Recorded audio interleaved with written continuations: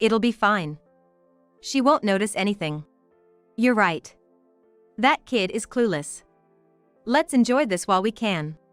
I've been holding back from her just for this day. It was during a midnight at our hot spring trip, when I woke up and went to the private open-air bath in the changing room. Peeking in because I heard voices, I saw my husband and sister getting intimate. Seeing that scene, I sat down right there, overwhelmed by intense nausea. I won't let this end here. I resolved, tears welling up in my eyes. I quickly switched my phone to video recording mode. I was determined to record everything they were doing. I wonder what she'd think if she saw us now. Hey, don't say such things. More importantly. Wait, hold on a second. Their voices echoed in the open-air bath. I wanted to cover my ears right away but held back and continued recording. But are you sure she won't wake up? Don't worry. I prepared for this day. Plus, I used that, so. Oh, right. Clever as always. Then we can stay here a bit longer. I hadn't thought they'd be this calculating. I wouldn't rest until I made them see hell. Then, an idea struck me. Don't think you'll lead a decent life after this. Enjoy it while you can. I collected their clothes and returned to the room. Wake up. I woke up the sleeping relatives and waited for the two with full readiness. Suppressing my raging emotions, I waited for them. What was about to unfold was a shameful show, too embarrassing to live through. My name is Natalie. I work at a small bookstore. I'm 35 years old now, but got married to Luke when I was 28. Our meeting was a bit strange.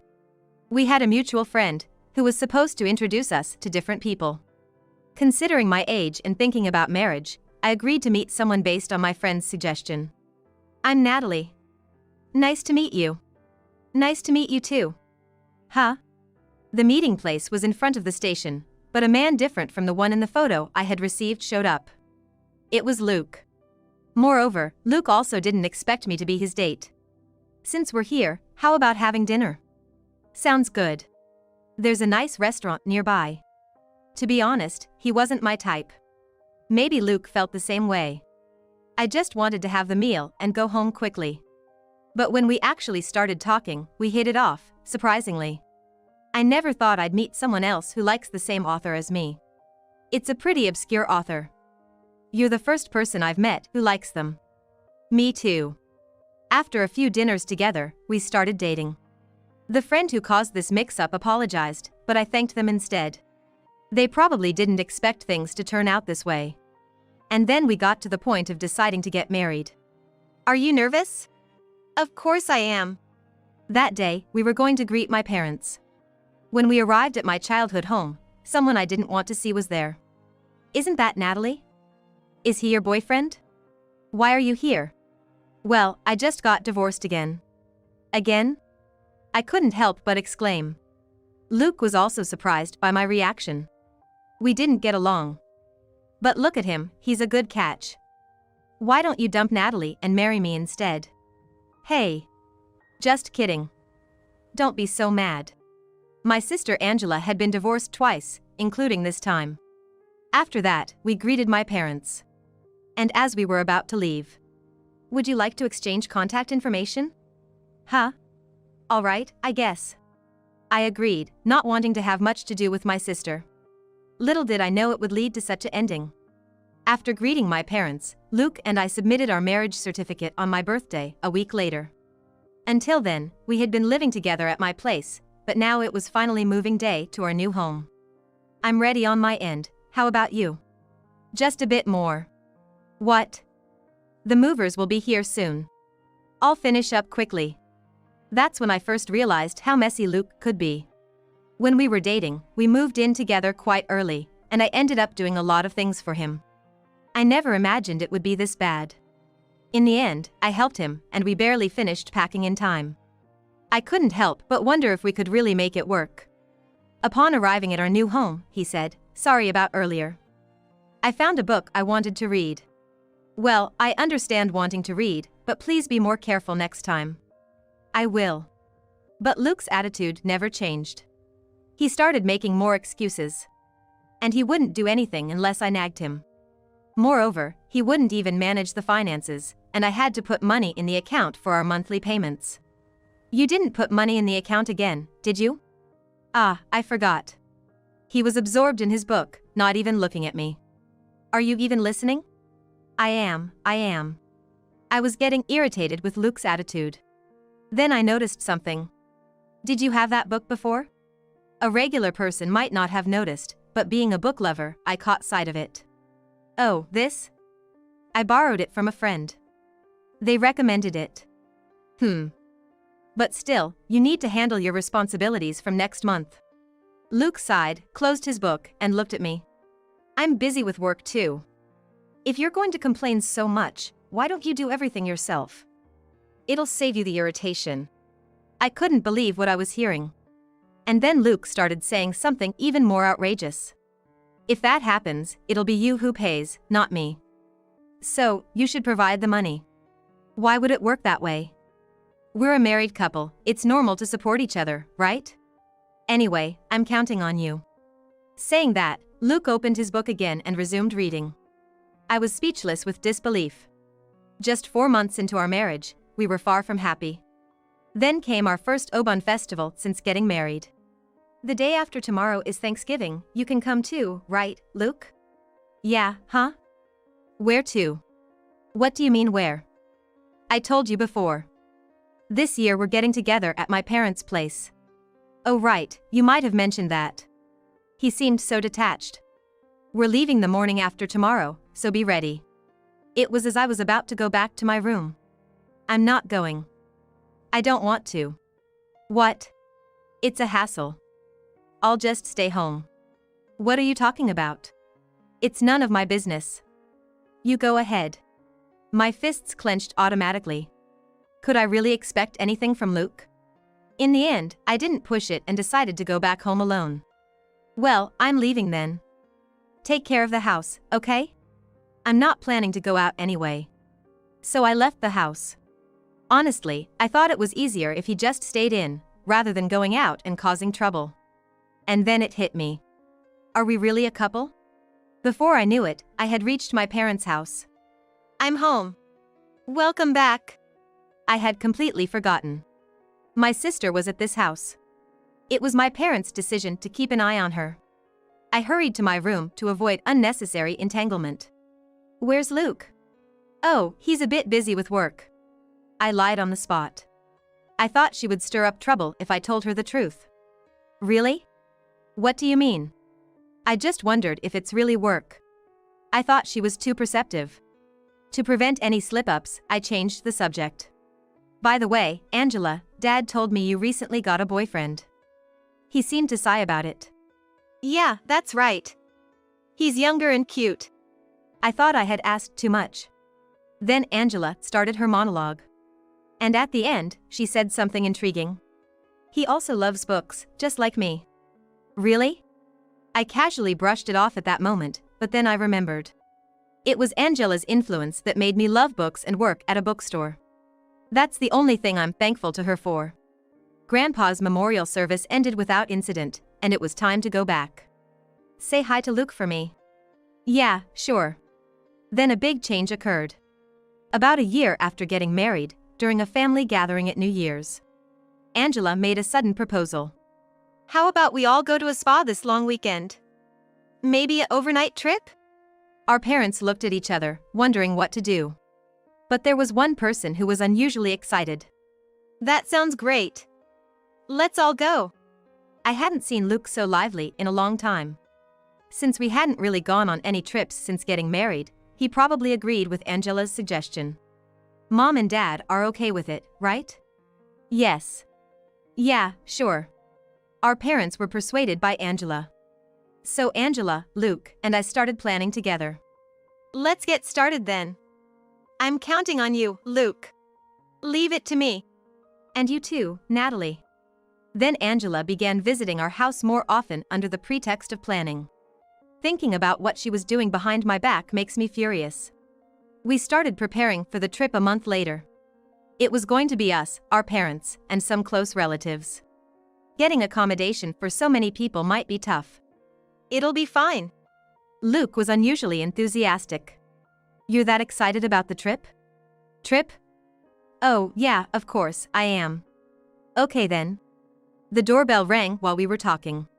I wasn't expecting any visitors today. When I checked the monitor, there was Angela. I quickly went to the door. Why are you here? Huh? Didn't you hear? I came for the trip planning today. I didn't know about that. Well, let me in for now. She had visited before, but each time she seemed less and less reserved. In the living room, Angela and Luke were already engrossed in travel magazines. This seemed odd to me.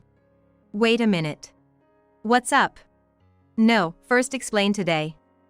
It's hard to follow if you just go ahead. Angela and Luke exchanged looks. With an expression of what are you talking about? That's right, I forgot to tell Angela called. You forgot? Angela intervened. It's okay. He just forgot. Don't be so uptight. Sorry about that. Luke's apologizing, so let's just get on with the discussion. Somehow, I felt like the bad guy. I felt like an outsider in my own home. From then on, Angela started coming over every 3 days until the trip. It was overwhelming. Eventually, most of the trip planning was decided by just the two of them. Finally, the day of the trip arrived.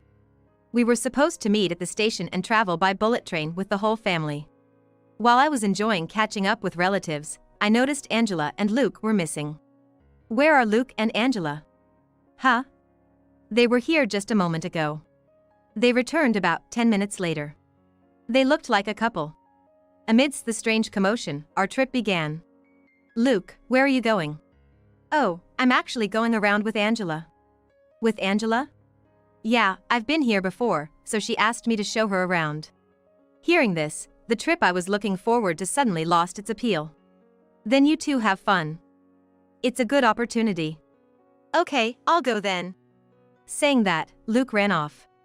I couldn't remember the last time I saw him smile like that when he was with me.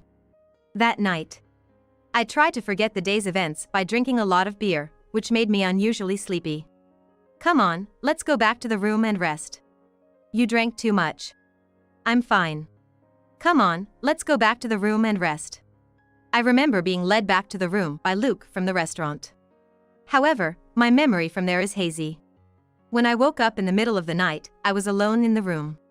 Staggering up, I headed to the open-air bath to sober up. It's okay. She won't notice. You're right. She's clueless anyway. Let's enjoy this moment. I've been holding back from doing it with her just for this day.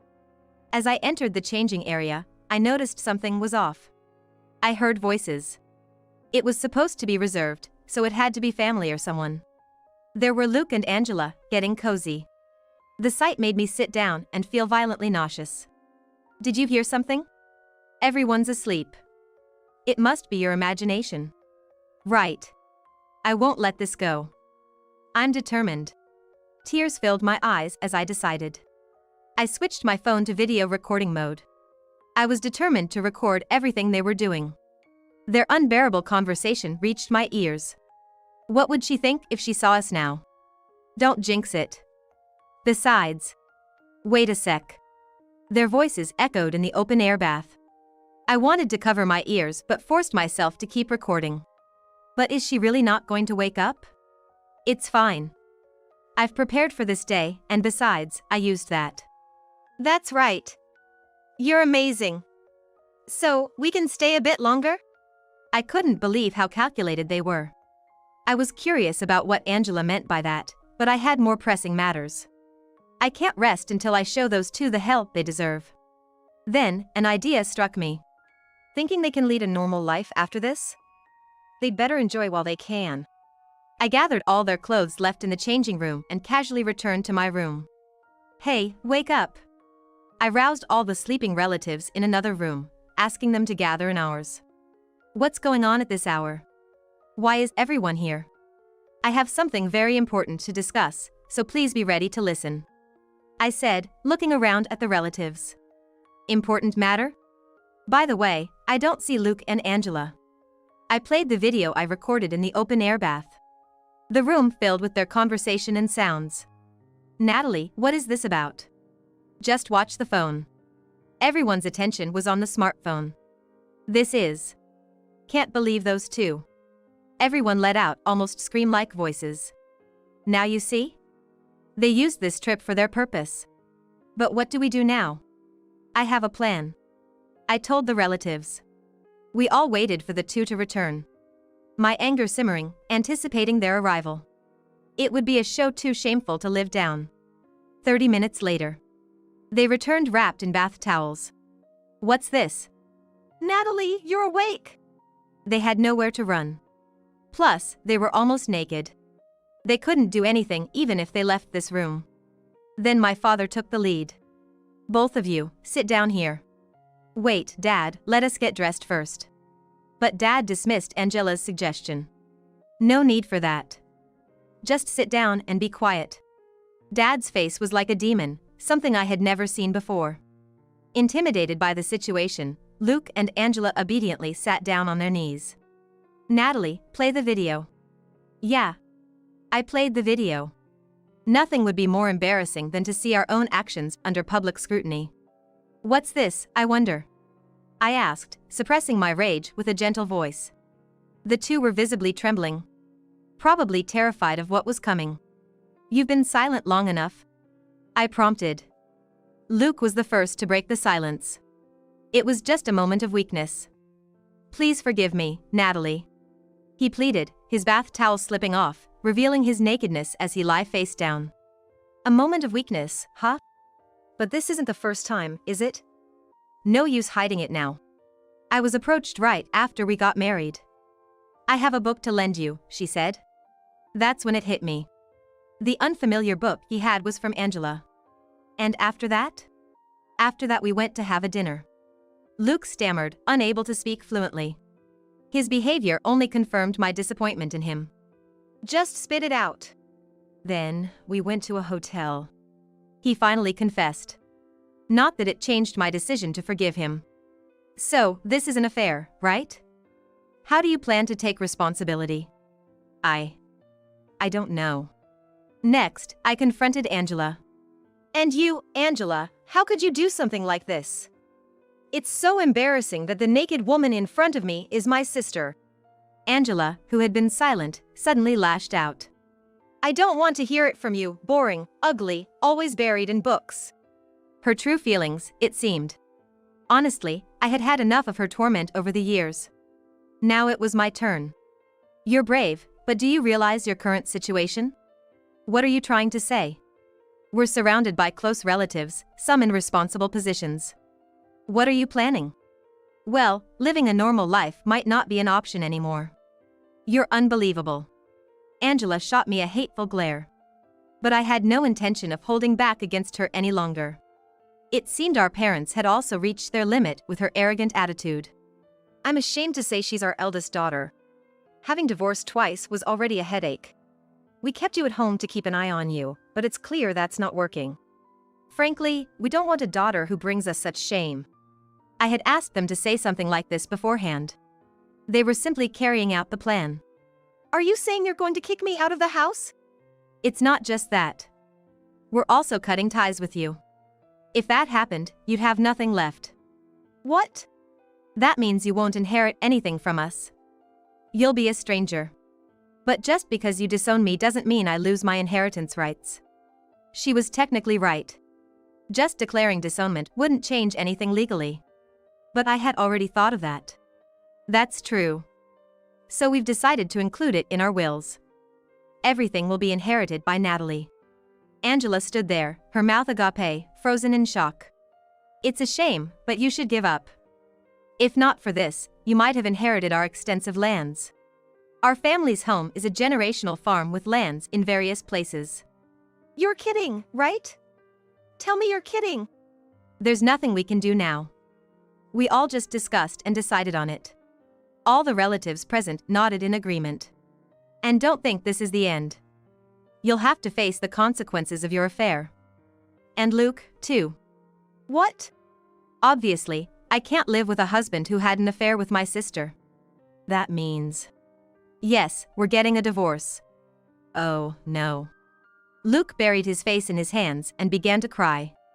Then, I had one last question for Angela. Angela, what was that thing you mentioned in the bath? Check my bag, and you'll understand. I searched her bag and found a small packet. It was a sleeping pill. They were prescribed to someone other than Angela. Angela must have asked someone she knew to obtain the sleeping pills for her. Did you plan to drug everyone? No, only Natalie.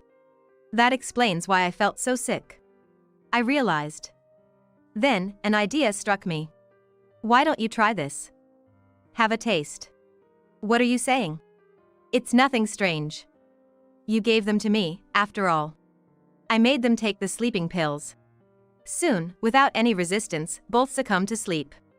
Is this really okay, Natalie? Don't worry, Dad. I've heard of this medicine before. Okay, then. I remembered reading about this exact medication in a book. Without such knowledge, I wouldn't have dared such a reckless act. If Angela hadn't mentioned it in the open-air bath, I might never have noticed its existence. I felt lucky in that sense. As morning arrived. This is what we'll do, right? Yes. Let's go back home. We left Luke and Angela behind at the inn. I wondered what they would think when they woke up. The thought made me want to laugh. Upon reaching home, I quickly packed only the essentials. I was about to leave for a hotel when I received a call. Hello, where are you now? At home. What? It was from Angela. Angela must have been shocked to find everyone gone when she woke up. Oh, and you'll need to pay for the stay. Why should I have to? Do you think you're in any position to say that? Our roles had reversed. Well, if you don't like it, that's fine. But who knows what might happen? I warned her before she hung up. She probably called to complain but got scared off. The hardest part was yet to come. Dealing with the fallout of the affair, the disownment, and the impending events. Just thinking about it cleared my mind. Hi, Luke. I had one last thing to do. I called Luke. I'm in a bit of a mess right now. That's your problem, not mine anymore. Don't say that, Natalie. There's no way I'm returning to that house again. It's over. We can just mail the divorce papers, right? Please give me another chance. His selfishness was astounding. I could only be stunned. I'm done, Luke. You should just move on with Angela. Goodbye. I said firmly, cutting the call and setting my phone to block his number. Leaving the house, I immediately obtained divorce papers and headed straight to a lawyer's office recommended by my father. I wanted to close this chapter as quickly as possible. Thanks to my prompt action, the divorce was finalized within 2 weeks. The other day, Angela left. Yeah, but I think it's for the best. Indeed. Recently, I heard through mutual friends that Luke and Angela had started living together. They were probably licking each other's wounds, both of them now on the same boat. I also heard that Angela had been fired from her job after the incident got out. This outcome was precisely what I had anticipated. A normal life will probably be impossible for them now. Not that it concerns me anymore. As for me, I continued to be surrounded by books, my greatest passion. The only changes in my life were my newfound solitude and the start of writing my novel. Its central theme is family. I decided to embrace my freedom and live life on my own terms.